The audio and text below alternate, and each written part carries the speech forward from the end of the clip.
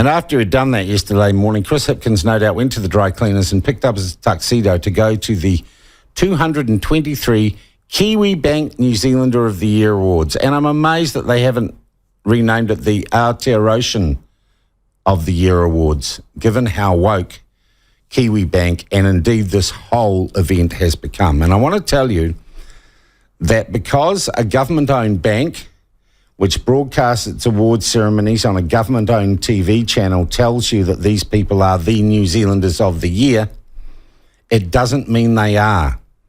It means a bunch of woke people got together in a room and said, let's continue the decolonisation of New Zealand. And that's what happened. So, look, actually, the amazing thing was that some people had actually done some good stuff in New Zealand did win at least a few of the categories. We cannot say that of the Young New Zealander of the Year because, well, they call him a trans activist. I'd call him a violence promoter.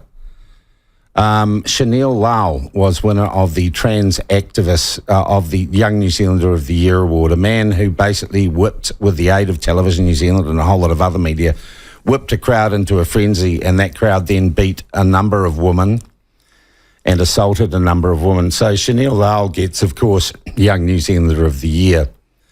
Sir Mark Denischek gets Senior New Zealander of the Year, and Sir Mark has poured a hell of a lot of money he's got into philanthropic works. I know he's on the left of the political spectrum, but good on him, and I guess he paid for his award. He deserves it.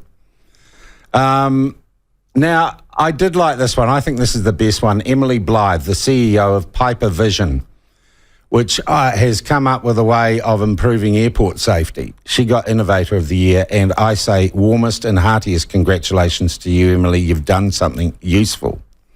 I don't know much about the local hero of the year, Dr. Ellen Joan Nelson, but good on you for getting your award.